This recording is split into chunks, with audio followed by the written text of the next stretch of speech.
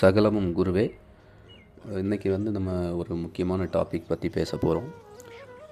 அதாவது நீங்களே உருவாக்கிக்க முடியும். உங்களை நீங்களே உருவாக்கிக்க முடியும்.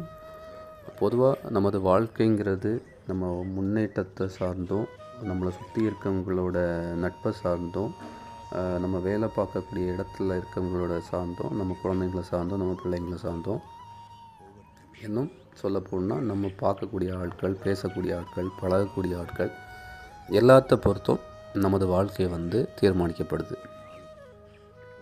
இந்த மாதிரி ஒரு சிச்சுவேஷனில் நம்ம வாழ்க்கையை நாமே உருவாக்கிக்க முடியும் அப்படிங்கிற ஒரு கான்செப்ட் எப்படின்னா,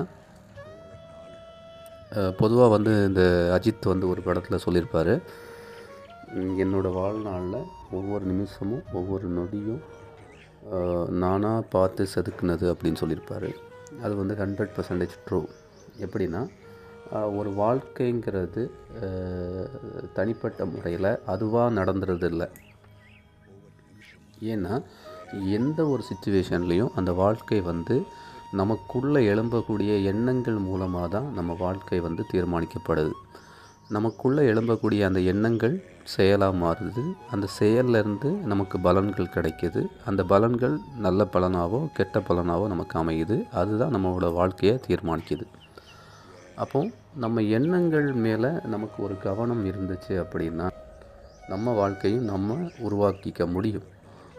இன்றைக்கி டாப் மோஸ்ட் லெவலில் பெரிய பெரிய ஆட்களாக இருக்கிறவங்க ஒவ்வொருத்தருமே, எல்லாருமே, குறிப்பாக நமக்கு நார்மலாக சொல்லணும் அப்படின்னா, சினிமா ஃபீல்டில் பார்க்கும்போது அஜித்தாக இருக்கட்டும், விஜயாக இருக்கட்டும், எம்ஜிஆராக இருக்கட்டும், இந்த மாதிரி செலிப்ரிட்டிஸாக இருக்கட்டும், பாப்புலாரிட்டி ஃபேஸஸாக இருக்கட்டும், எல்லாருமே பார்த்திங்கன்னா, ஏன் இவங்களெல்லாம் நான் சொல்கிறேன் அப்படின்னா, இவங்களாம் நமக்கு தெரிஞ்சவங்க, நம்ம பரிச்சயப்பட்டவங்கனால நான் சொல்கிறேன். அப்போது அவங்களோட லைஃப்பை அவங்க தீர்மானிக்கிறாங்க, உருவாக்குறாங்க.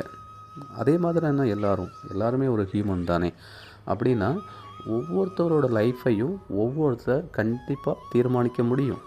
ஆனால் நம்ம பண்ண வேண்டியது, நம்மளோட எண்ணங்களில் நம்ம கவனமாக இருக்கணும். எந்தெந்த எண்ணங்கள் நமக்கு வேணும், வேண்டாம், எந்தெந்த எண்ணங்கள் நம்ம வாழ்க்கையை உருவாக்குது, எந்தெந்த எண்ணங்கள் நம்மளோட வாழ்க்கையை அழிக்குது, இந்த ஒரு தெளிவோடு நம்ம எண்ணங்களை அணுகணும். அப்படின்னா life is very very grateful. நம்ம வாழ்க்கையை நம்மளே உருவாக்கிக்க முடியும். நம்மளை நாமே செதுக்கிக்க முடியும்.